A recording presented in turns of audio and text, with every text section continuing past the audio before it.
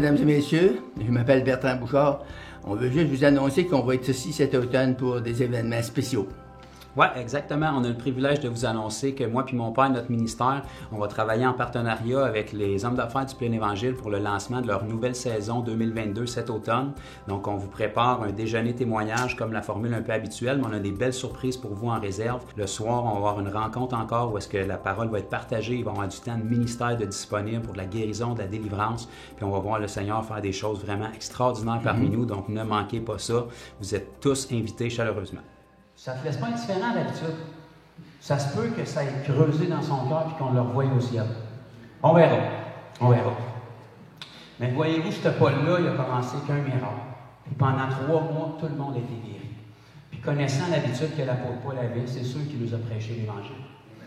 Fait que c'est sûr que c'est impossible qu'il n'y ait eu aucune conversion sur cette île-là.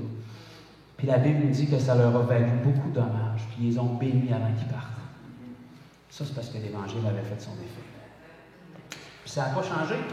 Si on fait la même chose aujourd'hui, il faut qu'on voit les mêmes résultats. Mais ça demande un effort qui s'appelle de la foi.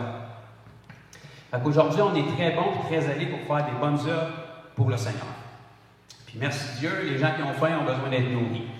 Les gens qui ont froid ont besoin d'être vêtus. Gloire à Dieu pour ça, c'est juste naturel. Le problème, c'est que l'athée, l'autre bord de la rue, peut nourrir les gens et il peut les vêtir aussi.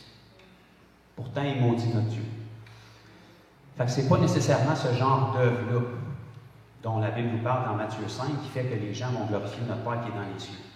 Parce que tu n'as pas besoin nécessairement du Seigneur pour nourrir quelqu'un. En fait, il y a plein de gens dans le monde qui font des bonnes œuvres qui sont complètement athées. Puis en fait, l'esprit de l'Antéchrist, ce n'est pas quelque chose qui est mauvais en apparence. C'est une extrême bonté qui est totalement dépourvue de Dieu. Pour montrer à ce monde que l'humain n'est pas si mauvais que ça. On est capable de bien faire, on est capable de s'unir, on est capable de vivre dans l'amour, on est capable de vivre dans l'unité. Il faut arrêter d'être divisé et de se quereller pour les religions. On vient tous de la même place, aimons-nous comme on est. Ça, c'est l'esprit de l'Antéchrist. C'est une extrême bonté, mais totalement dépourvue de la bonté elle-même qui est le Seigneur Jésus. Ça veut dire que si on veut que les gens glorifient notre Père qui est dans les cieux, ça va nous prendre des œuvres que seul lui peut faire. Des œuvres surnaturelles. Puis le surnaturel, il y en a très peu de nos jours parce que ça demande de la foi. Ton intelligence, ta beauté, ton éloquence, ça ne fait pas le surnaturel. Il y a des gens qui sont des très bons parleurs dans le monde, ils font des conférences, puis il y en a même qui pleurent dans les conférences. Pourtant, ils ne sont pas du tout convertis. Pourquoi? Parce qu'ils sont très éloquents. Mais ça ne fait pas de surnaturel. Quand même que tu pleurais, tu vas repartir avec tes maladies pareilles. Quand même que tu pleurais, tu vas repartir avec tes démons pareils. Quand même que tu pleurais et que tu se réserves pendant une soirée, mais tu retombes dans le trafic demain, tu vas encore être pris dans l'anxiété et dépressif. Pourquoi? Parce que l'homme ne fait pas de surnaturel. Ça prend Dieu pour faire ça. Puis la devise pour accéder à ça, c'est la foi. Puis le Seigneur veut être sûr qu'on comprenne. Il nous dit quelque part dans Habakkuk 2,4, Galates 3,11, Romains 1,16, Exode 38, mon juste vivra par la foi. Pas un petit outil de foi ici dans ta ceinture, puis quand tu as besoin d'une situation difficile, là, tu sors ton foi. Non, vivre par la foi. On ne se met pas dans la foi, on vit dans la foi. Il faut être constamment prêt. Si on a besoin d'une atmosphère spirituelle, d'une heure de louange pour faire un miracle, ça va aller mal quand vous rencontrez quelqu'un le lundi matin, on est mortel dans le line-up et vous êtes pressé. Ou on croit que le Seigneur est avec nous ou il ne l'est pas. Si ça prend une atmosphère d'une heure pour nous mettre dedans avant de faire quelque chose, ça c'est parce qu'on est beaucoup trop charnel et pas assez spirituel. C'est tout merveilleux quand ça fait 1 heure qu'on est dans le louange et qu'on a des frissons. Le problème, c'est que le Seigneur n'est pas plus présent, c'est juste qu'on le ressent plus, mais il est autant là qu'il était là 1 heure. Fait qu'il faut être prêt en saison puis hors saison. Jésus était toujours prêt. Comment il se préparait? Bien, il priait la nuit, puis il priait tôt le matin, puis il se séparait des gens. Puis dès le moment qu'il était en public, il savait que ça allait toujours être déplaisant puis mal commode, parce que rendre service à quelqu'un et aider, c'est toujours déplaisant puis mal commode. C'est jamais le bon moment. C'est jamais le temps. Ça ne vous tentera jamais. Vous allez toujours être pressé. Ça ne donnera jamais. Ça va tout le temps être la journée que vous êtes fatigué et que vous ne vous sentez pas bien. Ça va tout le temps être comme ça parce qu'on vit dans un monde charnel. C'est pour ça qu'on ne marche pas par la vue, mais par la foi. Fait que si vous êtes capable de vous lever un matin et rencontrer quelqu'un dans la rue pour lequel Jésus n'est pas mort, vous pouvez continuer votre route. Entre-temps, tout le monde que vous rencontrez sont des cibles pour ce que Jésus veut faire. OK. On a parlé pas mal de versets. Je peux-tu vous raconter quelques témoignages? Oui. Parce que si ce livre-là est vrai, il faut qu'il fonctionne encore aujourd'hui. Il ne faut pas qu'il ait fonctionné juste là, 50 ans, comme mon père vous a raconté des témoignages ce matin. Il ne faut pas qu'il ait fonctionné juste à l'époque des apôtres. Il faut qu'il fonctionne encore aujourd'hui. Je vais dire une affaire de plus, il faut qu'il fonctionne même au Québec, encore aujourd'hui. Parce qu'il y a du monde à sauver au Québec. Puis pour qu'il soit sauvé, ça va être comme dans la parole de Dieu. Il faut qu'il expérimente la bonté et la puissance de Dieu à travers les signes miraculeux. Parce que la Bible nous dit dans Marc 16, au dernier verset, lorsque Jésus les a envoyés, il leur dit « Allez prêcher la bonne nouvelle à toute la création. Voici des miracles qui accompagneront ceux qui auront cru. En mon nom, ils chasseront les démons. Ils saisiront des serpents. S'ils boivent quelques rouages mortels, ils n'auront pas un point de tort. Ils parleront d'une nouvelle langue. Ils imposeront les noms malades et les malades seront guéris. » Ça nous dit par la suite que les apôtres partirent, puis ils s'en allaient prêcher partout la bonne nouvelle. Puis ça nous dit, et le Seigneur travaillait avec eux et confirmait la parole par les signes miraculeux qui l'accompagnaient. Fait que ça, première affaire, ça nous montre qu'ils sont allés prêcher partout la bonne nouvelle. Fait que ça, il faut commencer à faire ça à un moment donné. Pas après 30 ans. Parce que je sais que personne n'est assez formé pour le faire, mais on ne sera jamais assez formé pour le faire. Fait qu'on commence maintenant. Ils s'en allaient prêcher partout la bonne nouvelle. Et regardez bien, le Seigneur travaillait avec eux. C'est pas écrit le Seigneur travaillait pour eux, à leur place. Non, il travaillait avec eux. Ça veut dire que c'est impossible pour le Seigneur de travailler si nous, on ne travaille pas, parce qu'il se doit de travailler avec nous. On n'est pas des robots, on a un libre arbitre. Puis tout ce que Dieu peut faire ici-bas est conditionnel au mandat qu'il a donné à son corps. Le mandat de guérir les malades, de chasser les démons, puis de prêcher l'Évangile, c'est seulement vous puis moi qui a ça. Il n'y a aucun ange au ciel qui a ça. Pourtant, ils seraient peut-être capables de le faire, mais ce n'est pas leur mandat. Ils ne sont pas capables de prêcher l'Évangile de toute façon, ils ne comprennent pas encore. La Bible nous dit qu'ils aimeraient ça plonger leur regard dans ce qu'on a. Il n'y a pas un ange au ciel qui peut vous raconter ce que c'est de naître de nouveau. Ils ne l'ont pas vécu. Ils ne savent pas. Vous avez quelque chose qu'ils n'ont pas. Ils ne peuvent pas prêcher l'Évangile, ils ne l'ont pas. C'est pour ça que quand Dieu a envoyé l'ange à Corneille, il a dit « Faites des pierres ». L'ange ne pouvait pas y dire, il ne savait pas. Je ne sais pas. Je n'ai pas été à l'école de nouvelle naissance au ciel, je ne sais pas. Je ne peux pas te dire. Faites des pierres, je peux te donner son adresse, je peux te donner son nom, fais-les venir. Lui, il va t'enseigner comment faire. Moi, tout ce que j'ai, c'est des ailes. Je suis bien grand, je suis bien fort, je suis brillant, mais c'est tout. Je ne peux pas t'en donner plus pour ça. Le Seigneur m'envoie pour faire venir Pierre. Pierre est venu, puis toute la famille de Corneille s'est convertie. Le Seigneur n'a même pas attendu qu'il fasse une prière de repentance. Ils ont tous été baptisés du Saint-Esprit en écoutant Pierre parler. Le Seigneur a brisé son moule tout d'un coup. Puis là, ils se sont dit, bon, à cette heure qu'ils ont le Saint-Esprit, on va les baptiser. Coudon, le Seigneur les a acceptés, il va falloir qu'on les accepte nous autres aussi. Fait qu'une batch d'Italiens qui n'étaient même pas juifs qui sont sauvés.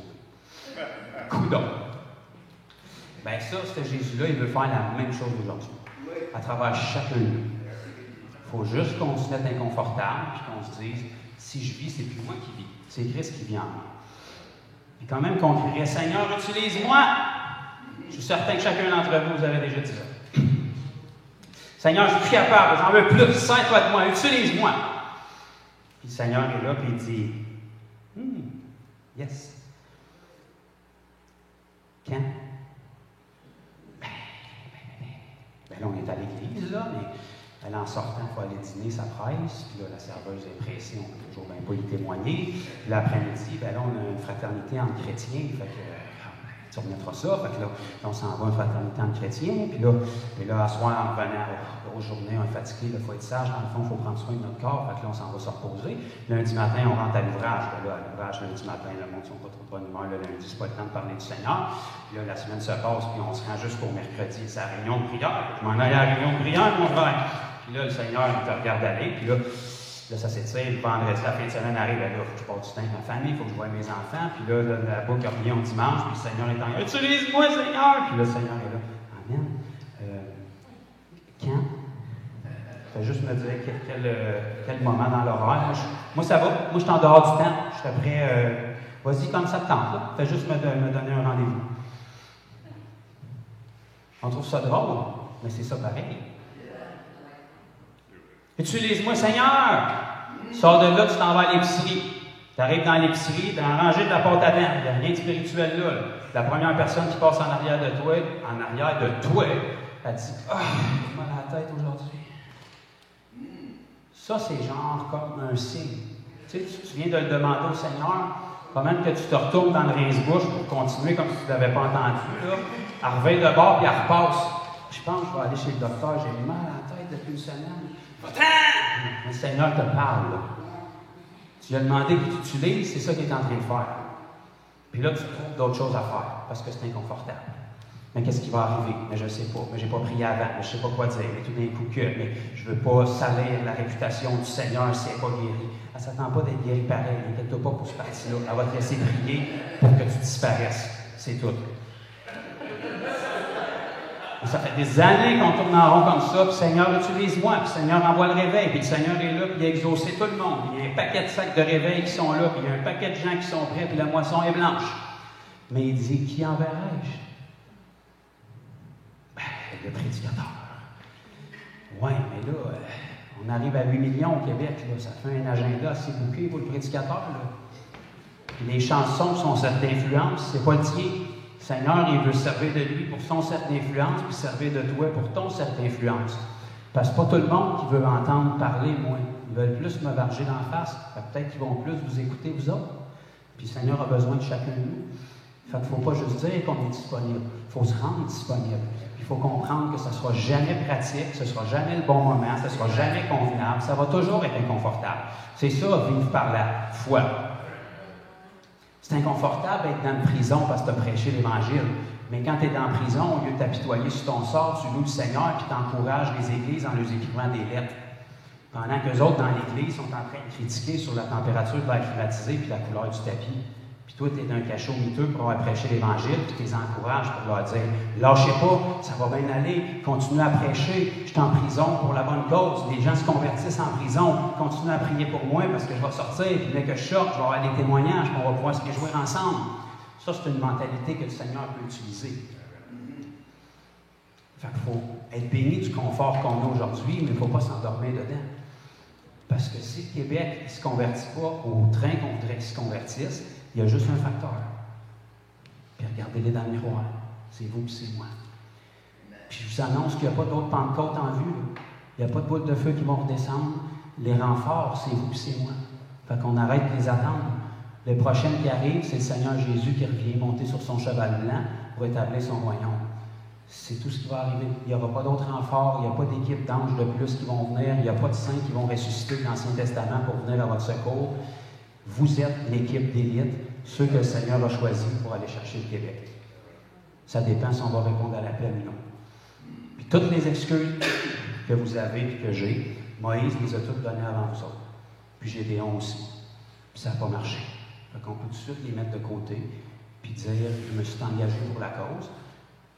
Puis ça me dérange plus de voir les gens périr que je suis inconfortable en ce moment. Fait que je vais passer par-dessus mon inconfort, parce que je peux vous dire que ce qu'il y a de pire que l'inconfort et la crainte d'aller évangéliser quelqu'un, c'est le regret par après de ne pas l'avoir fait. Les remords sont encore pires que la crainte que vous allez ressentir jusqu'au moment où vous allez ouvrir la bouche pour lui parler. Vous n'avez aucun problème à aller demander à quelqu'un quelle heure qui est. Pourtant, quand vient le temps de parler de Jésus, là, c'est épouvantable.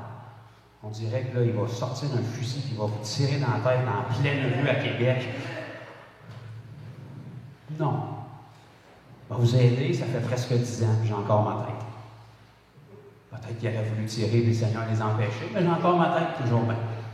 Puis le Seigneur veut faire la même chose avec vous. Et l'Évangile, c'est de la longévité. Il faut comprendre que le royaume de Dieu fonctionne sous forme de semences, puis si on veut récolter à un moment donné, il va falloir commencer à semer quelque part. Si on ne sème pas aujourd'hui, on ne pourra pas récolter demain. Ce qu'on récolte aujourd'hui, c'est souvent pas parce qu'on est extraordinaire, c'est parce qu'on récolte sur le travail de d'autres qui sont passés avant nous, on se pense tellement pas. Hey, j'ai amené un nom, mon Seigneur. Qu'est-ce que tu as fait dans le fond? Peut-être toute sa famille a pris pour elle, puis ils l'ont évangélisé depuis 10 ans. Toi, tu l'as juste récolté. Gloire au Seigneur pour ce qui a été fait, mais tu as récolté sur le travail d'un autre. Parce que si tu veux que d'autres puissent récolter sur ton travail, il faut que tu commences à semer maintenant. Amen. Bon, comment est-ce que je pourrais commencer ça? On ne sait pas commencer. C'était l'intro. Vous êtes réchauffés? Parfait. Il fallait finir avant 9h, mais il ne m'a pas dit quelle journée. Fait que, qu'on est samedi, demain c'est la journée du Seigneur, on est là.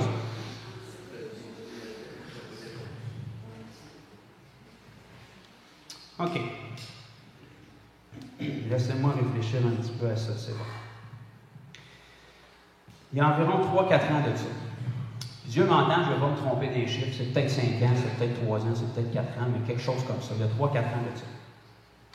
Il y a un couple qui nous avait contactés parce qu'il était tombé sur notre vidéo de mariage sur YouTube, il avait été interpellé, puis il n'était pas croyant ni l'un ni l'autre, mais ça faisait des années qu'il essayait d'avoir des enfants, puis il n'était pas capable d'en avoir, donc il était en détresse. Donc Jésus, c'était comme le dernier plan. Il n'était pas tellement dans la foi, c'est juste qu'ils ont essayé toutes les options coûteuses, puis ça ne marchait pas, fait que là, ils sont venus vers nous pour ça.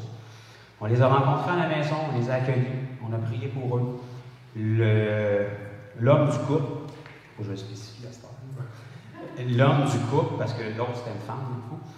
L'homme du couple a été guéri au dos. On les a partagé l'Évangile, puis ça a resté comme ça. Merci beaucoup. Je suis content d'être guéri. Pas de nouvelles pendant à peu près 3 ans comme ça. Puis on a pris un après-midi, puis on était bien sincères, puis on a prié, puis on a tout fait correct. Mais on a mis une semence. Tout d'un coup, 2-3 ans après, la femme nous réécrit. Puis là, ils veulent encore avoir des enfants. Puis elle commence à connecter de plus en plus avec nous, avec des Zooms, puis des appels qu'on faisait. Puis on se met notre groupe de disciples, puis on prie pour elle pour qu'il y ait des enfants aussi. Tout d'un coup, en cours de parcours, elle va chez le docteur, puis le docteur voit qu'il n'y a plus aucune adhérence dans son ventre, son utérus. Tout commence à être guéri tout d'un coup, puis ils ne savent pas pourquoi, puis finalement, elle tombe enceinte. Donc là, elle est convaincue que c'est à cause qu'on a prié pour elle. Parce que ça fait des années qu'il essaie, puis qu'il s'insémine, puis toutes les patentes, puis ça ne marche pas. Puis elle sait que son chum a été guéri au dos, puis là, elle tombe enceinte. N'oubliez pas, on a semé dans sa vie 3-4 ans avant, puis il y avait l'air d'avoir rien de spécial qui s'est passé, puis on avait l'air d'avoir perdu notre après-midi. Puis si quelqu'un d'autre avait été avec nous, un très bon chrétien, il aurait dit « C'est important de prier, mais c'est l'Évangile, il n'a pas fait la prière, là. S'il repart, même s'il est guéri, il s'en va en enfer, mon frère. » Regardez bien. Sa grossesse commence, et puis comme elle est très à risque, parce que ça fait des années qu'il essaie d'en avoir, il la surveille de proche, puis ils lui disent, tes 2 à 3 derniers mois de grossesse, tu vas devoir les passer hospitalisés à Sherbrooke, parce que tu es trop à risque. S'il arrive une urgence, tu n'as pas le temps de te rendre à l'hôpital, on veut que tu sois déjà à l'hôpital. Fait que pendant 2-3 mois, elle se retrouve alitée à l'hôpital de Sherbrooke. Pendant ce 2-3 mois-là, elle écoute nos 2 ans de Zoom qu'on avait fait, des fois à 4-5 heures par soir, puis elle passe à travers tout ça. Le Seigneur commence à travailler son cœur, puis à se convertir à l'hôpital. L'infirmière qui est à l'hôpital de Sherbrooke, c'est une sœur qui est dans nos Zooms qui prend soin d'elle. Parce que le Seigneur a dit qu'il bâtirait son Église. Mettons que moi j'y crois. Fait que là, elle met ce bébé-là à terme miraculeusement. Le bébé est en parfaite santé. Puis elle a rencontré le Seigneur parce que pendant 2-3 mois, tout ce qu'elle fait, c'est finir ses études à l'hôpital, écouter nos Zooms, lire la Bible, écouter de la louange, puis parler avec l'infirmière qui est chrétienne. Fait qu'elle sort de là avec un cœur changé. Puis son chum, il a été témoin que la grossesse est un miracle, mais lui, il n'est pas tout à fait rendu là encore. Fait que ça reste comme ça. Nous, on s'en va baptiser une de ses amies. Puis elle assiste au baptême. Après le baptême, il y a une autre de ses amies qui est là, qui a assisté au baptême aussi. Fait qu'après le baptême, je demande s'il y a des gens présents qui ont besoin de prière pour des problèmes physiques ou autres. Et puis personne ne dit rien.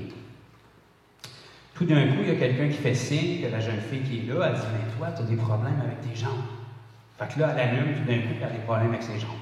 Elle dit « Oui, moi, j'ai le syndrome des jambes sans repos. » Il y en a-tu qui connaissent ça? Un peu bâtard, là, c'est quand ils viennent se coucher le soir, que les jambes, mais dans le jour, ils ne le sentent pas, souvent.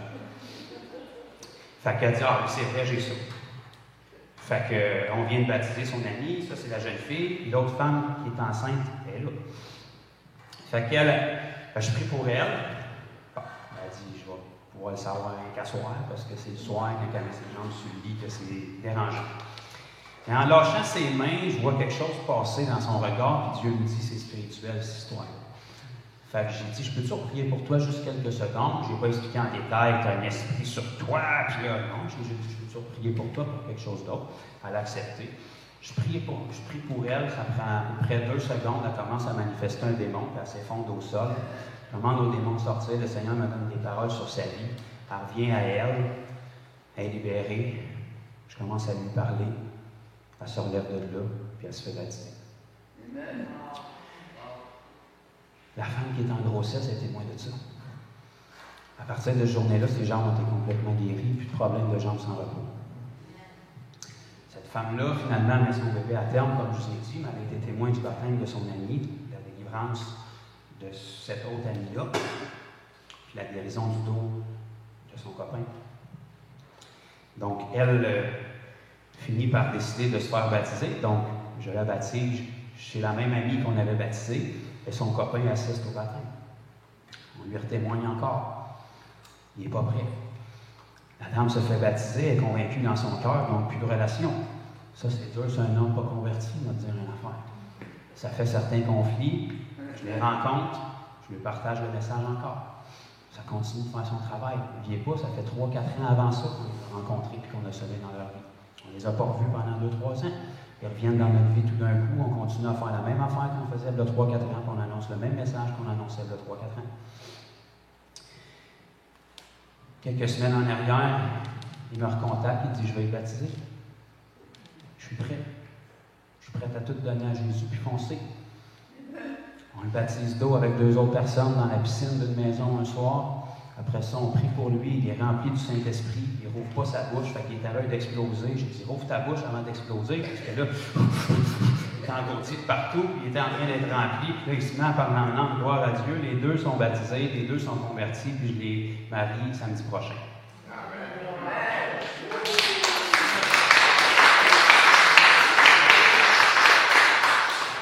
Tout ça parce qu'on a répondu à un message sur YouTube il y a 3-4 ans de ça, de quelqu'un qui avait été touché par une vidéo de mariage, puis on y a annoncé l'Évangile, puis on a prié pour ses besoins.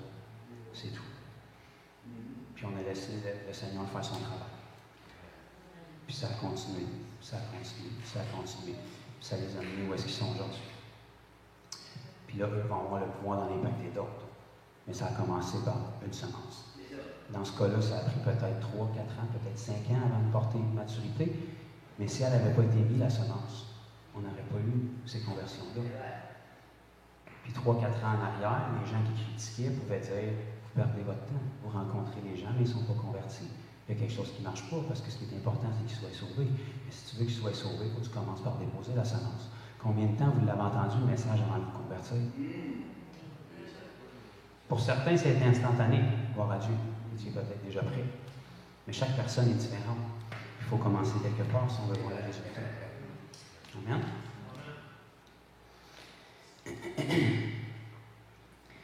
En 2017, une femme me contacte sur Facebook parce qu'elle est tombée sur les vidéos, elle a besoin de prière. Je lui réponds, puis la semaine d'après, je suis chez eux. Elle pensait que j'étais en Europe, quand elle a découvert que je restais à 20 minutes de chez eux. Elle a dit comment on peut se rencontrer. J'ai dit, je pourrais aller chez vous. Tu sais, comme dans le temps, là, je m'en vais chez vous, contact physique, là, tu sais, comme dans la Bible, dans le fond. Fait que je m'en vais chez eux, un agriculteur porcin, grosse ferme, 3000 cochons, à peu près. Son mari est là, il pense qu'elle est complètement folle d'un délire religieux depuis des années. Mais il ne veut pas me laisser dans la maison tout seul avec sa femme. Fait qu'il a passé 2 heures à faire semblant de frotter le comptoir pendant que je parlais à sa femme. Moi, je m'étais rendu compte que ça faisait 2 heures qu'il frottait à la même place. Lui, il pensait que je le voyais plus, qu'il m'écoutait pendant ce temps-là. Un gars qui n'a jamais eu de réaction de sa vie à l'Évangile, vraiment, puis qui était tanné d'entendre sa femme parler de ça. Fait que finalement, il est interpellé par le message. Ça reste comme ça, puis lui, il est en train de creuser le bois dans le comptoir. Je prie pour lui avant de partir, pour un besoin plus personnel que je ne vous donnerai pas, mais il est guéri. Elle me réécrit dans la semaine, elle dit que tu venais chez nous baptiser. Elle a dit, mon mari, quand il est parti, il est venu me voir, puis il a dit, moi, je crois à tout ce qu'il a dit, je vais être baptisé aussi. Elle a dit, je suis sûr qu'il n'a pas compris. Il est tellement simple. Moi, j'ai passé Ça faisait 2 ans, la fille, à peu près, qu'elle cherchait sur YouTube, qu'elle étudiait les dinosaures, les extraterrestres, la Terre plate, puis qu'elle cherchait dans la science, puis tout pour trouver Dieu. Lui, il m'entend un après-midi de temps, puis il dit, c'est vrai, qu'est-ce qu'il dit? Moi, je veux me faire baptiser aussi. Elle dit, c'est sûr qu'il n'a pas compris, mais il avait compris. Donc, la semaine d'après, je les baptise. Les deux sont sauvés, puis lui est guéri. Ça, c'est en 2017. Ça, c'est devenu des anciens dans mon ministère. Tout de suite, à chaque semaine, le mari était dans le champ parce qu'il était agriculteur, mais sa femme, elle sortait avec nous, avec ses enfants, elle nous suivait dans la poussette, puis elle nous regardait prier pour les gens. Puis elle se disait un jour, je vais être capable de faire ça. Puis elle nous regardait prier pour les gens. Puis un jour, j'ai approché de madame pour prier pour elle. Puis quand je suis venu pour prier, je me suis retourné, puis j'ai dit, ça va être toi qui vas mettre ta main dessus. Puis elle a prié pour la madame, puis la madame a été guérie. Là, à partir de là, elle a commencé à aller dans les parcs avec ses enfants, puis à guérir le monde. Partagé. C'est devenu des anciens dans mon ministère. Ça, c'est 2017. Donc là, le temps avance, le temps avance. Moi, quelques années auparavant, j'avais baptisé une fille de Québec et sa mère. On retournait à Québec, on est resté en contact. Puis, alléluia, kumbaya. Mais elle, en cours de route, elle a un de ses amis d'avant qu'elle s'est convertie, qui est pris dans la drogue, dans la consommation, qui passe une fille après l'autre, qui veut s'en sortir. Elle l'amène à mes amis de la ferme que j'ai baptisé. Fait qu'il évangélise, puis il se convertit. Puis il est baptisé lui aussi. C'est même pas moi qui l'ai fait. Moi, j'ai juste amené un couple d'agriculteurs au Seigneur, puis je lui ai dit quoi faire, puis eux autres, ils l'ont fait, puis le gars, il a été sauvé. Fait que ce gars-là, il vient de la Beauce. Il parle de ça à une de ses ex/amies. Elle descend dans notre coin, on la rencontre, on lui partage l'Évangile, puis elle est sauvée elle aussi. Tout ça parce qu'il y a un couple d'agriculteurs qui sont venus au Seigneur en 2017. J'ai fait 20 minutes de route pour aller les rencontrer. Puis j'ai annoncé le même message que j'ai annoncé au couple que je vous ai parlé avant. Puis vous êtes bien meilleurs que moi, là. Fait que si je suis capable, vous êtes capable aussi de le faire. Fait que ce gars-là, ben, il amène son ami au Seigneur. Puis là, il est en train d'évangéliser tous ses amis. On commence à en avoir un paquet en Beauce qu'on doit aller pour le rencontrer là. Mais tout ça à cause qu'on a amené quelqu'un au Seigneur. On lui a montré comment faire. Partout où est-ce que tu vas, à ce que tu appartiens au Seigneur. Tu pries pour les malades, tu lui parles de Jésus. Pas compliqué, il s'entraîne le gars, tu vas dans un gym, il y en a plein de monde malade. Puis il fait ça, partout où est-ce qu'il va, il en parle à la job, il prie pour le monde partout. Puis il voit du monde, il guérit, puis il met des semences. Ce gars-là, quelques semaines en arrière, il s'en va d'un parc à Granby, je pense après l'église, il rencontre un couple, à peu près de mon âge, qui est là. Le gars a des problèmes avec sa cheville, il prie pour lui, sa cheville est guérie. Il évangélise, il l'invite à l'église, il commence à aller à son église. Fait qu'eux autres, le message fait son travail. Commence à être interpellés. Arrêtent d'avoir des relations ensemble parce qu'ils ne sont pas mariés. Puis ils se convertissent. Parce que ce gars-là, qui a eu sa cheville guérie, ça faisait à peu près 2 ans qu'il lisait la Bible et qu'il cherchait Dieu. Mais même si son ami n'a pas senti de frisson, il n'y a pas eu un ange qui lui est apparu le matin pour lui dire « Va au parallèle 32, méridien 56 du parc à Granby, tu vas voir un homme qui est là avec sa blonde. Approche-le par derrière. Prie en langue du côté gauche, transfère du côté droit. Prends-le par surprise. Regarde-le dans les yeux. Non, il s'adonnait à aller au parc pour un pique-nique, puis il a vu quelqu'un passer, puis il a dit « T'as-tu manqué quelque part? » Puis ça, il était guidé par Dieu. Pourquoi? Parce qu'il faisait ce que la Bible dit. Dans quelques villes que vous entriez, guérissez les malades qui se trouvent, déclare que le royaume de Dieu est proche. Pas besoin d'un ange de plus qui t'apparaît pour te le dire. Là. Tu fais ça, tu es guidé par Dieu. Tant mieux si tu t'apparais en cours de route pour te dire où aller, mais tu fais ça, tu es guidé par Dieu. Fait que ce couple-là ont été baptisés dimanche, puis ils se font marier dans quelques semaines. Puis pour leur baptême, ils ont emmené une partie de leur famille à l'église.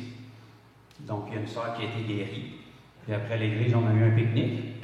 Puis le père était au pique-nique. Puis le père avait des semelles orthopédiques. Puis sa jambe allait allonger, il a enlevé ses semelles. Puis là, il est encore mêlé un peu là-dedans parce qu'il ne sait pas ce qui s'est passé. Mais là, on commence à évangéliser à partir de là. Tout ça, parce qu'en 2017, j'ai rencontré un couple qui a rencontré quelqu'un, qui a rencontré quelqu'un, qui ont rencontré d'autres mondes, qui ont rencontré un couple au parc qui a été guéri de sa cheville. Puis au pique-nique où ils sont allés, j'étais là. Puis j'étais assis à une table de pique-nique pour manger. Ça, c'est pas tant spirituel, hein? Puis à un moment donné, à côté de moi, j'ai quelqu'un qui est assis que je ne connais pas. Puis en avant de moi, il y a des gens qui sont assis que je connais. Fait qu'on genre. Puis là, à un moment donné, la fille est assise à côté de moi. dit, Jonathan, fait que ça, quand une fille que tu connais pas te dit ton nom, ça commence à t'inquiéter. Fait que là, il faut tirer les choses au clair. Parce que moi, 7-8 ans en arrière, je suis allé au carrefour Richelieu à Saint-Jean pour entraîner un nouveau dans la guérison. Puis on est allé dans un kiosque de cellulaire d'eau parce qu'il y avait 2 jeunes filles qui s'appelaient Julie qui ont été guéries. Puis une de ces 2 jeunes filles-là, c'est la fille qui est assise à côté de moi au pique-nique.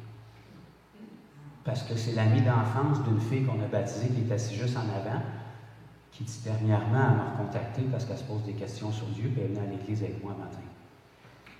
Puis quand on a cherché sur mon YouTube, on a retrouvé sa face de 7-8 ans, guérie d'un mal de dos au kiosque d'eau, par quelqu'un qui venait de 4 heures de route, qui avait descendu à Granby pour que je l'amène là-bas, qui n'avait jamais mis ses mains sur un malade avant, qui a prié pour ces 2 jeunes filles-là au kiosque d'eau qui ont été guéries. Puis dans ce centre d'achat-là, il y a 7-8 ans, si j'avais eu un bon chrétien religieux avec moi, il m'aurait dit « Ouais, mais même s'ils ont été guéris, ils s'en vont en enfer pareil. Ils n'ont pas fait la prière. » Mais là, 7-8 ans plus tard, elle n'est pas en enfer encore. Elle est dans un pique-nique, entourée de chrétiens. Elle sort de l'église, puis elle est interpellée. Puis elle a bien des chances de venir au Seigneur si elle continue sur ce lancée. Tout ça, parce que j'ai fait quelque chose. Gros comme ça, peut-être. Une guérison. Un après-midi. Partager l'Évangile. Mais c'est ça quand même. Parce que quand on met des semences, ça va porter du fruit, tôt ou tard. Parce que le Seigneur, le royaume de Dieu fonctionne sous forme de semences. Il ne faut pas négliger la semence qu'on met dans la vie des gens. Aujourd'hui, on est sorti évangéliser au... Comment ça s'appelait déjà? Carré de Jouville. Carré de Jouville. J'étais avec une ou deux personnes, là, Sylvie qui est là, puis André qui est en arrière. On a approché un groupe de jeunes qui faisaient du skateboard. Pourquoi je les ai approchés? Parce qu'ils étaient devant moi. Fait que ça, c'est une façon spirituelle de faire les choses. Il y avait du monde devant moi. Vu qu'on est au Québec, il y a des fortes chances que ces gens-là ne connaissent pas le Seigneur Jésus encore. Puis vu qu'ils font du skateboard, il y a des fortes chances qu'il y ait mal quelque part. Fait que c'est comme plein d'indices en notre faveur. Dans le pire des cas, je serais tombé sur un skateboarder chrétien qui a pas mal quelque part. Mais c'est une chance à prendre. Tout d'un coup, il aurait mal quelque part. Fait que le premier petit gars qu'on a approché, finalement, il avait mal à la cheville. Puis notre sœur Sylvie, qui avait bien caché son jeu jusqu'à présent, elle a l'onction de guérison. Ou bien elle a juste Jésus, elle a prié pour, puis il n'avait plus mal. Puis je ne sais pas ça faisait combien d'années qu'elle faisait ça, mais elle l'a fait aujourd'hui. 0 année, 0 année. Ça fait combien de mois que tu faisais ça? 0 mois. Combien de semaines? C'était-tu ta première fois? Arrête! Pas assez d'expérience pour faire ça. Tout à coup, il n'aurait pas été guéri. Il aurait reparti malade comme il était avant, dans le fond. Fait que ça n'aurait rien changé. Ben, c'était une bonne chance à prendre, finalement. Fait qu'il a été guéri. C'était pas un cancer, il avait mal à la cheville. Mais on s'en fout. Parce que je suis certain que la réaction qu'il a eue dans sa face, Sylvie va s'en souvenir longtemps. Parce que généralement, notre première guérison, on s'en souvient. Puis la réaction d'en face du monde, ça ne ment pas.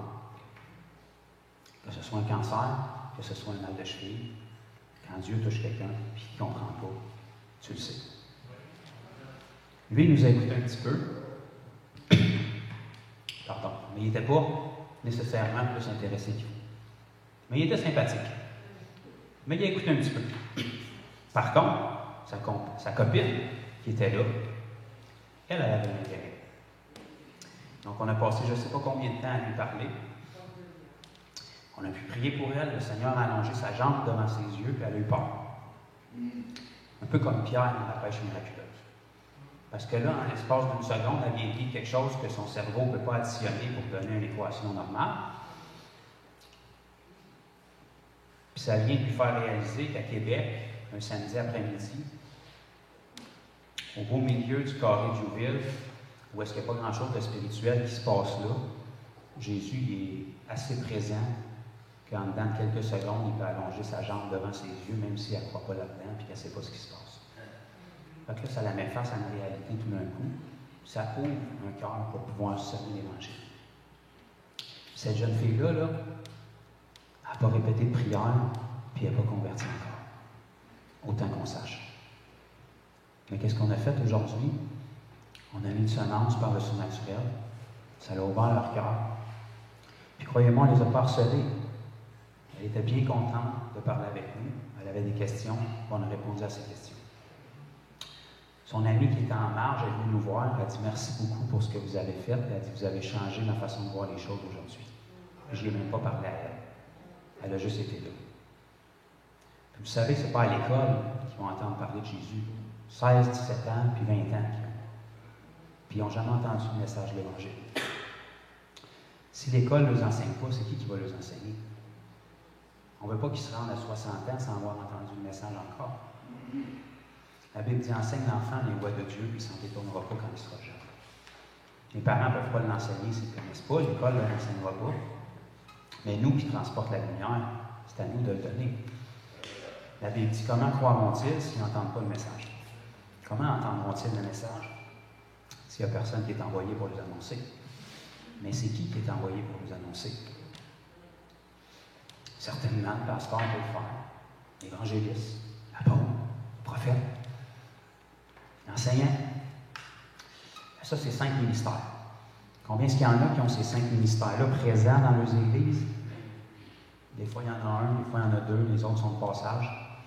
Fait que ça fait 1 ou 2 personnes, des fois 3 dans votre église qui ont la responsabilité de sauver votre vie. Ça commence à faire une charge lourde sur les gens. La Bible dit dans Éphésiens 4, où est-ce que ça nous parle des ministères, que Jésus a établi dans son Église 5 ministères. Apôtre, prophète, évangéliste, pasteur, enseignant. Ça nous dit, pour le perfectionnement,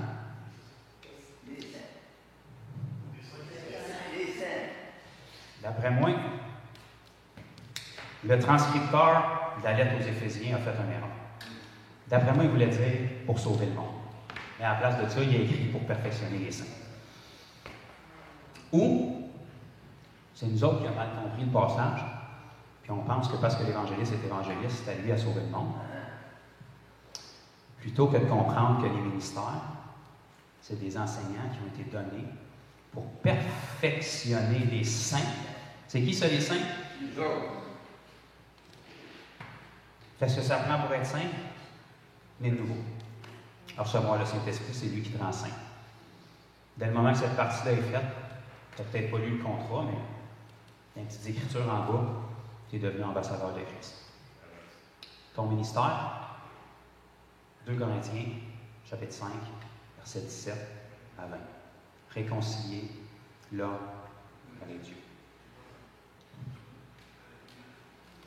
Amen. Merci Cédric. La Bible nous dit que les ministères ont été donnés pour perfectionner les saints dans l'œuvre du ministère. Qu'est-ce qu'il est en train de nous dire là? Que tous les saints ont un ministère, ambassadeur de Christ. Parmi ces saints-là qui sont ambassadeurs de Christ, Dieu a nommé certains comme apôtres, prophètes, docteurs, évangélistes, pasteurs, pour perfectionner tous les saints dans l'œuvre du ministère. Là, j'ai l'air de radoter et d'être redondant, mais je veux que vous compreniez. Quand vous allez à l'école, vous avez des professeurs. Les professeurs avaient chacun leur discipline, ils vous enseignaient dans chaque matière. C'est pas meilleur que vous. Il y avait une capacité pour vous enseigner leur matière. Pas pour que vous soyez intelligent. L'école ne vous rend pas intelligent. L'école vous donne des façons d'exploiter votre intelligence. Les ministères ne sont pas meilleurs que vous. Ce n'est pas eux autres qui vous sauvent. Ils vous enseignent des façons d'exploiter les capacités que le Seigneur a mis en vous. Quand le Saint-Esprit est déménagé en vous, il n'est pas venu en visite. Ce n'est pas une garde partagée. On n'est pas dans l'Ancien Testament. Il est venu habiter. Habiter. Puis quand il est venu habiter tous ses meubles. Tous les dons du Saint-Esprit, 1 Corinthiens 12, c'est des dons du Saint-Esprit. Donc, ils appartiennent au Saint-Esprit. Donc, moi, si je m'en vais chez vous, je n'amène pas juste mon nez. Que tu l'aimes, que tu ne l'aimes pas, il vient avec moi. Il est accroché sur ma face. Bon. Donc, tu aurais invité Michael Jackson, ça aurait pu être différent, mais moi, mon nez vient avec ma face. Fait que, quand je viens chez vous, je viens en entier. Fait que quand le Saint-Esprit vient en lui, il vient avec ses dons. Pardon. Alléluia, le Seigneur voulait que je vous réveille. Donc, il vient avec ses dons. C'est à nous de voir comment on est capable de les exploiter. Il y a différents dons, puis il y a différentes opérations de ces dons-là. Les ministères sont là pour vous montrer à exploiter ce que vous avez en vous par le Saint-Esprit dans différentes avenues. Le pasteur est là pour vous enseigner à prendre soin des frères et sœurs. L'évangéliste, qui a une capacité dans l'évangélisation, il n'est pas là pour sauver le monde. Oui, il va amener des gens au Seigneur, mais il est là pour vous équiper dans l'évangélisation, pour vous dire, vous êtes capable d'évangéliser, voilà quel outil vous pouvez évangéliser. C'est pas compliqué, évangéliste, on veut du par-par, tout de suite, puis là. Parce que quand vous rencontrez les gens dans les rues, vous n'avez pas le temps de leur donner un cours théologique. Ils ont besoin d'une touche de Dieu là.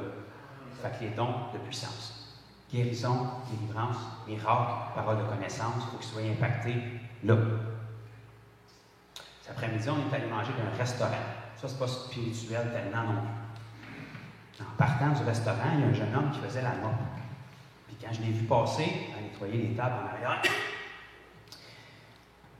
j'ai entendu dans mon esprit, basketball, blessure au genou droit. Bon. Fait que je me suis dit, pourquoi pas lui en parler? Moi, je joue pas au basket, je joue pas mal au genou droit. Tout d'un coup, que lui, ça serait ça. Dans le pays des cas, il va dire non. Puis c'est pas plus grave que ça. Mais tout d'un coup, ça serait vrai. C'est un peu surprenant. Fait que je suis allé le voir pour le féliciter pour son travail. Puis j'ai dit, tu joues-tu au basket? Il m'a dit non. J'ai dit parfait. Tu fais-tu du sport? Il dit oui, je joue au foot. J'ai dit, t'es-tu blessé au genou? Droit? Il dit, oui. Ah! Pourquoi c'est arrivé? Ben, je l'ai essayé. Puis dans le pays des cas, il m'aurait dit, non. Pourquoi? J'aurais dit, ben écoute, moi je suis croyant, puis des fois je ressens des choses que le Seigneur me met à cœur, puis j'ai tenté ma chance. Mais tant mieux, si tu as pas mal au genou, tu as manqué quelque part d'autre. Puis après ça, tu peux lui témoigner. C'est pas une fatalité, OK? Il ne va pas devenir raté et sortir son couteau de cuisine pour te frapper à coups de machette, là. C'est une chance à prendre, mais c'est une chance avec un tout petit risque qui peut toucher le cœur de quelqu'un. Puis il m'a dit non, je joue au foot, mais oui, je me suis déjà blessé, puis je me suis blessé à la cheville gauche dernièrement, mais mon genou est guéri, puis ma cheville est correcte aussi. Mais finalement, on a appris qu'il vient d'une famille chrétienne. Il m'a dit, pourquoi tu sais ça? Pourquoi tu m'as demandé ça? Je lui ai simplement expliqué. Qu'est-ce que le Seigneur voulait faire avec ça aujourd'hui? Je ne sais pas. Mais il a vu qu'il y a quelqu'un dans un restaurant qui est allé vers lui, puis qui lui a piqué sa curiosité. Ça veut dire que Dieu se souciait de lui. Puis je n'ai pas tout saisi ce que Dieu me disait. OK? J'ai saisi une partie. Mais si tu veux avoir une partie, puis tu veux savoir, OK, ça c'est Dieu qui me parlait pour le genou, mais le basket, je n'étais pas dedans. Mais si tu veux apprendre la différence entre ce que ta tête te dit et ce que Dieu dit, il faut que tu fasses des essais. Là, il dit, oui, j'avais des problèmes au genou, mais moi, c'est pas le basket, c'est le foot. Fait que là, on sait. La prochaine fois que j'entends ça, ça veut dire que ça, c'était ma chair, puis ça, c'est Dieu. Fait que j'apprends à distinguer la voix de Dieu. Ça coûte pas cher d'essayer, puis ça a un impact. Parce que lui, que ce soit le foot au lieu du basket, il s'en fout. Il voulait savoir comment ça qu'un gars qui ne le connaît pas dans un resto lui dit qu'il a déjà une blessure au genou droit. Il m'a dit, je suis chrétien, il y a 16 ans. J'ai dit, c'est probablement à cause de tes parents. Il m'a dit, oui, mes parents sont chrétiens. Il venait de l'île de la Réunion. J'ai partagé un petit peu avec lui. Je l'ai salué, puis je lui ai donné une carte. J'ai dit, as-tu déjà vu des miracles? On a commencé à partir de là. Puis j'ai dit, tu vas pouvoir en voir beaucoup sur ma chaîne YouTube. Puis j'ai semé ça dans sa vie.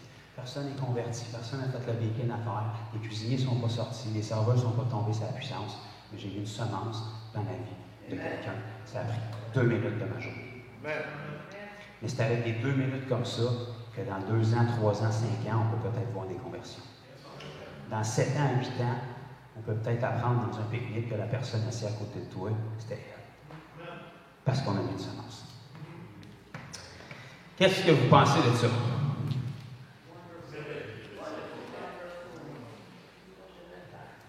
Fait qu'il n'y a pas de formule magique. Il faut juste le faire. Puis le raccourci pour le faire, là, il n'y en a pas.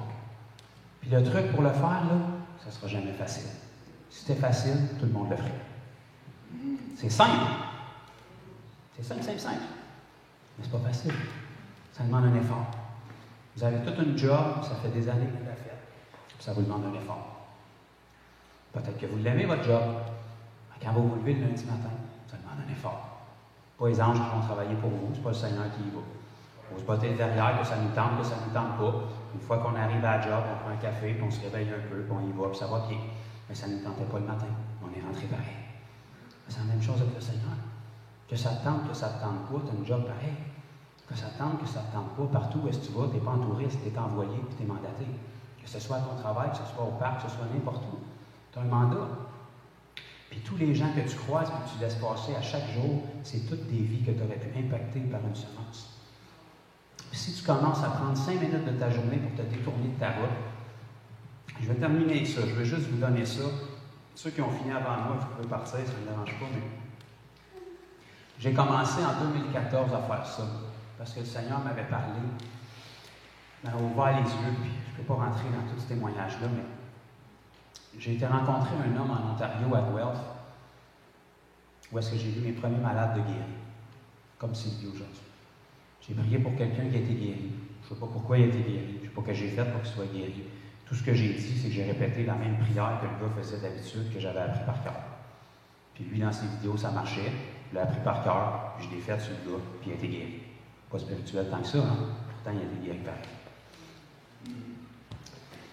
Fait que pour avoir fait ça, ça m'a mérité le titre d'être chef d'équipe d'évangélisation pour 3 jours, alors que je n'avais jamais fait ça de ma vie. Le gars en charge, il a dit, bon, lui, il peut guérir les malades, fait que tous ceux qui veulent un chef d'équipe, vous pouvez vous mettre avec lui pour les 3 prochains jours, il va vous diriger pour faire les... J'ai jamais fait ça de ma vie. Il n'y a pas d'évangile avec moi. Qu'est-ce que ça a fait? J'ai été obligé d'y aller. Savais-tu quoi faire? Pas en tout. 9 ans plus tard, je ne sais pas plus.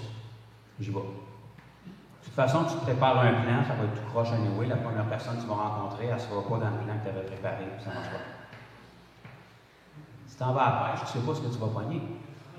Tout ce que tu sais, c'est que tu sais t'aller dans le bois, tu ne prendras pas de poisson. Tu en vas à la chasse, dire à faire, quand même que tu as une belle carabine et que tu tires dans l'eau, tu ne ramèneras pas une orignal. Tu veux ramener un orignal, tu es dans le bois. Tu veux ramener un poisson, tu es dans l'eau. Même si tu es vraiment un mauvais pêcheur, si ta ligne est à l'eau, tu vas finir par pogner de quoi. Pêcheur d'homme, c'est la même affaire. Tu ne sais pas ce qu'il y a en dessous de l'eau. Tu sais que les poissons sont dans l'eau. Va dans l'eau, mets ta ligne, et tu vas pogner de quoi à un moment donné. Même si tu es très mauvais, tu vas finir par pogner de quoi. Les poissons sont en dehors des murs. Va dans le monde, mets ta ligne, et tu vas pogner de quoi tôt ou tard. Pendant 3 jours, je me suis retrouvé avec du monde qui me suivait à Guelph, Ontario, au centre-ville, là-bas. Je n'avais aucune idée de ce que je faisais. J'avais vu une guérison. Puis j'approchais du monde. Mais ce que je me suis rendu compte, c'est que toute ma vie, on avait fait à peu près n'importe quoi pour amener les gens à l'Église, ne serait-ce que pour avoir une prière de repentance. Puis ils ne venaient pas. Puis ils venaient au compte-gouttes. Puis ils étaient tannés qu'on nous en parle. Puis là, pendant 3 jours, je parcourais les rues en Ontario, puis j'approchais des gens, il n'y a pas personne qui me disait qu'il était malade. Mais, c'était des purs étrangers, ils ne me connaissaient pas. Je commençais à leur parler. Je leur disais qu'on voulait prier pour eux autres. commençait à s'ouvrir le cœur. Il me disait, je viens de sortir de prison, j'ai perdu la garde de mon enfant. Tu peux-tu prier pour moi pour ça? Tu peux-tu faire quelque chose pour moi pour m'aider? Pourquoi? Parce que je me suis détourné de ma route sur le trottoir pour parler à quelqu'un. C'était pas écrit dans son front qu'il sortait de prison. Il avait peut-être un beau sourire. Mais c'est un besoin que le Seigneur voulait combler. J'aurais pu passer à côté en m'en allant à l'église avec mes ailleurs. Qu'est-ce que j'ai fait? J'ai juste pris du temps pour prier pour cette personne-là. Je rencontrais quelqu'un d'autre. J'ai des problèmes dans ma famille. Je voudrais récupérer mes enfants. Peux-tu prier avec moi? Je finis de prier. Les gens sont tellement touchés. J'ai aucune idée de ce que je fais. Je n'ai pas suivi 12 étapes. Je n'ai pas suivi d'école. Tout ce que je fais, c'est que j'aime les gens et j'essaie de prier du mieux que je peux pour leurs besoins. Je finis de prier pour eux autres. Les larmes coulent et ils me disent, c'est où que vous vous rassemblez ici? On voudrait y aller. Attends un peu. Je ne t'ai pas amené à l'église. Je n'ai même pas d'église. On est rassemblés dans un hôtel. C'est même pas un événement d'évangélisation. Le soir, on est voué dans la salle où est-ce qu'on est rassemblés. Il y en a qui se font baptiser dans la piscine de l'hôtel. On n'a pas invité personne à l'église. Tout ce qu'on a fait, c'est prier pour des gens. Puis c'est eux autres-mêmes qui sont venus parce qu'ils avaient été interpellés. Je me suis dit, toute ma vie, on a fait tous les événements possibles, les publicités, passer les dépliants, passer à la télé, passer à la radio, inviter les gens. Il n'y a pas personne qui répond. Là, on a oublié tout ça, on s'en fout, il n'y a pas d'événement, il n'y a rien de ça, on s'en va juste pour prier pour les gens et les aimer gratuitement. Ces gens-là sont interpellés et sont attirés pour venir où est-ce qu'on est. Je me suis rendu compte qu'on était passé à côté de quelque chose. Même si je n'avais pas pu prier pour un malade, je me suis rendu compte que juste en se détournant de notre route, puis en parlant, puis en aimant les gens, puis en faisant confiance à la puissance de l'Évangile qu'il y a dans notre bouche, les gens sont interpellés. Le simple fait qu'on offre quelque chose de gratuitement à quelqu'un aujourd'hui, ça les trouble. Il n'y a rien de gratuit aujourd'hui. Il y a toujours une accroche.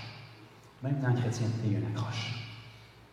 Tu rencontres un chrétien, tu sais qu'à la fin de la phrase, il s'en vient une prière de repentance, puis il ne peut pas te laisser partir sans l'avoir fait. Il y a une accroche. Ça ne peut pas être gratuit. Il faut qu'il y ait un intérêt personnel derrière. Tu ne peux pas juste aimer la personne et mettre une semence dans sa vie. Il faut que ça finisse par quelque chose pour pouvoir te mettre un trophée, pour pouvoir dire 3 conversions aujourd'hui, 3 prières aujourd'hui. Yes. Ces personnes-là ne sont pas changées, ils n'ont pas compris l'Évangile, ils n'ont pas compris la repentance, puis ils ne les revoient plus. Mais simplement en donnant gratuitement de notre temps, puis en aimant les gens, puis en leur partageant simplement ce qu'on a vécu, les gens commencent à être touchés. Puis en cours de route, c'est sûr qu'on va rencontrer des malades. C'est sûr qu'on va rencontrer des gens qui ont besoin. Puis remarquez dans la Bible, quand Jésus a envoyé ses disciples, il nous a dit « Allez guérir les malades, puis prêcher l'Évangile. » Ils sont venus tout excités en disant « Les démons même nous sont soumis. » Un peu les boys, je n'ai pas parlé de démons, j'ai parlé de guérison puis de prêcher l'Évangile. Pourtant, ils sont venus tout excités en disant « Les démons même nous sont soumis. » Qu'est-ce que ça veut dire? Ça veut dire prier pour les malades puis prêcher l'Évangile. Quelque part, en cours de route, ça a fait réagir les démons qui étaient cachés dans le monde. Fait que tu n'es pas obligé de courir après eux autres. Si tu prêches le bon Évangile, tu pries pour les malades, à un moment donné, il y a un petit ami quelque part qui va se manifester parce qu'il n'est pas content. Puis tu vas pouvoir remplir la commission. Puis tu vas mettre des semences dans la vie des gens. Puis tu vas commencer quelque part. Puis au début, les gens qui devraient t'encourager, c'est ceux-là qui t'écrasent puis qui te disent « Oui, mais mon frère, n'oublie pas que l'important, c'est le salut. » Moi, j'ai tellement de focus sur le salut que je n'ai jamais vu de salut. Fait que je suis là pour te reprocher ce que tu fais parce que moi, je ne fais rien. Mais il va falloir passer au travers de ça. Puis après 1 an, après 2 ans, après 3 ans, vous allez commencer à avoir des gens venir au Seigneur.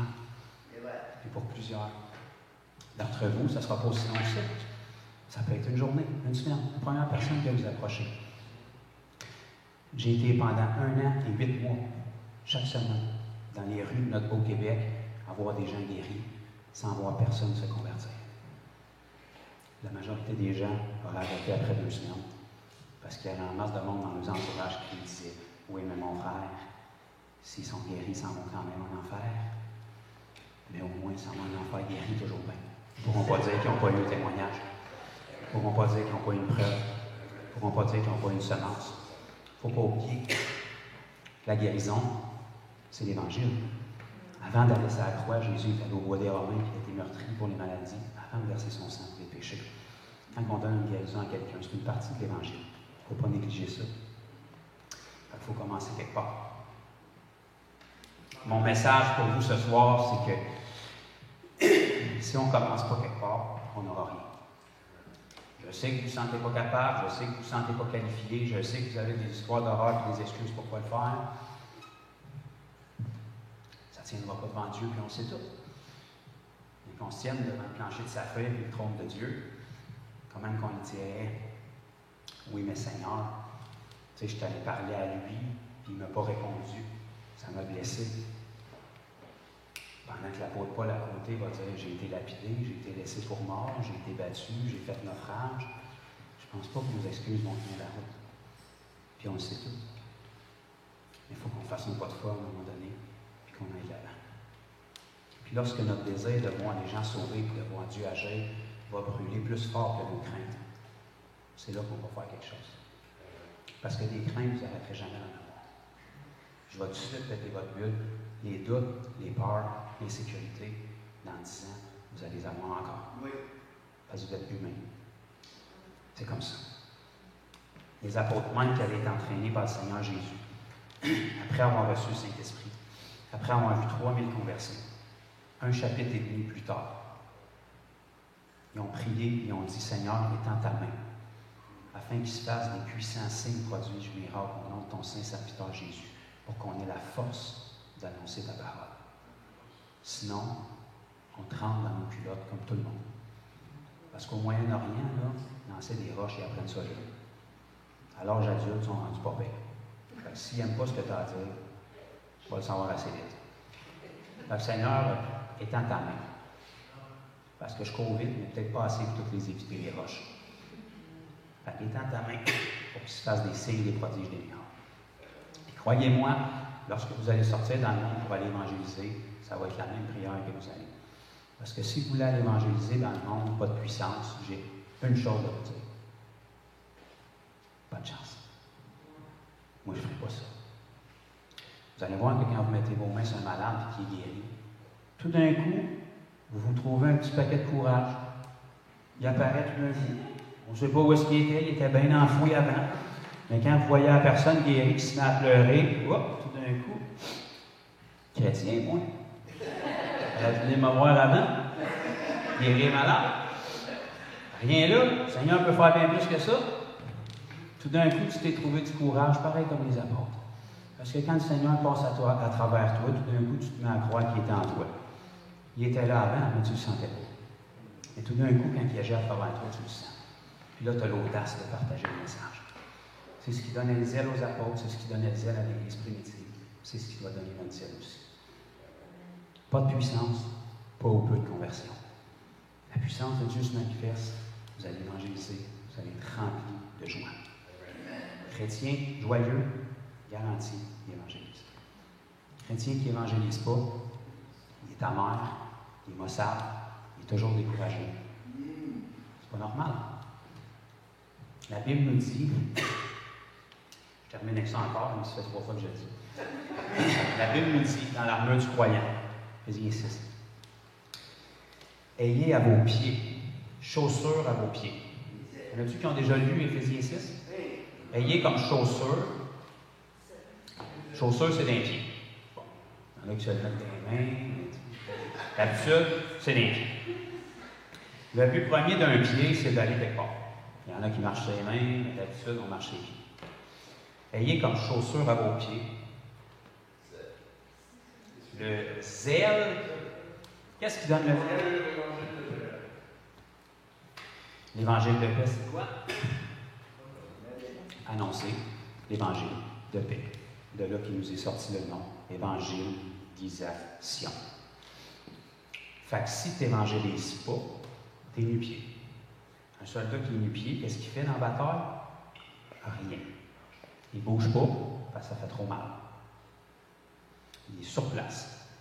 Si tu es sur place sur le terrain de bataille, c'est sur qui que l'ennemi va tirer en premier? Il va y avoir le pire des archers dans l'autre armée, là, si tu es sur place, il va finir par t'avoir. Tu es une cible de choix. En revanche, si tu as des souliers aux pieds qui te donnent l'évangile de paix, et que tu évangélises, tu vas quelque part. Et comme Jésus a dit, ma nourriture, c'est de faire la volonté de mon Père. Si tu évangélises, tu vas être comblé comme Jésus était comblé. Même si ces journées étaient difficiles, il était complet. Parce que ça ne me dérange pas la difficulté de votre journée. Quand tu as vu 3 aveugles, 2 sauves, une résurrection dans ta journée, 2-3 gars qui te coupent dans le trafic, ça ne t'énerve pas tant que ça.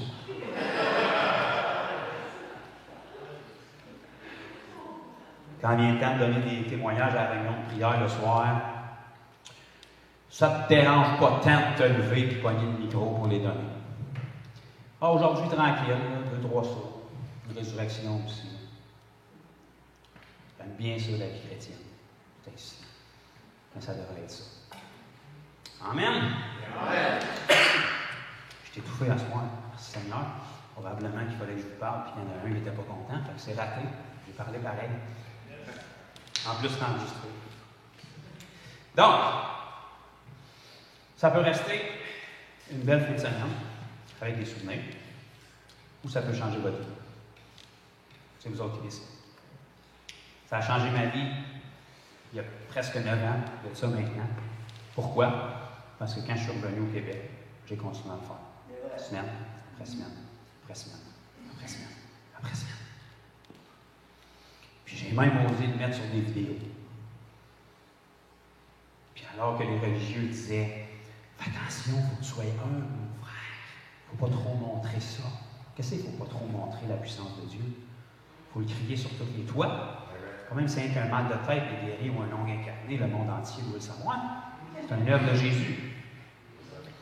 Puis en le mettant sur vidéo, à un moment donné,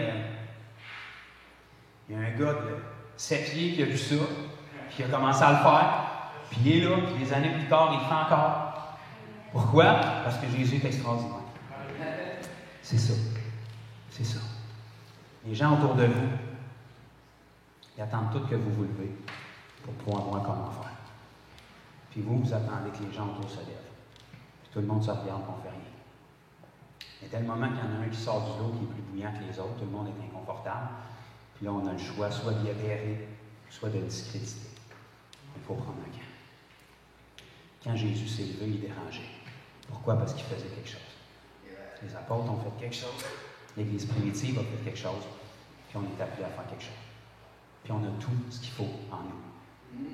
Vous êtes comme un beau iPhone 14, je pense qu'ils sont rendus, avec toutes les applications, mais vous ne savez pas comment vous en servir. Mais ils sont là pareil. Vous n'avez pas besoin d'une mise à jour de plus, ils sont toutes là. Vous avez juste besoin d'ouvrir le téléphone, puis quelqu'un à côté de vous autres vous dise hey, essaye cette application-là, c'est vraiment simple, c'est super bon. Puis là, tu t'abonnes avec, puis tu te rends compte, waouh, j'avais ça dans mon téléphone. Bien, vous avez ça en vous. Amen. J'arrête pour de bon.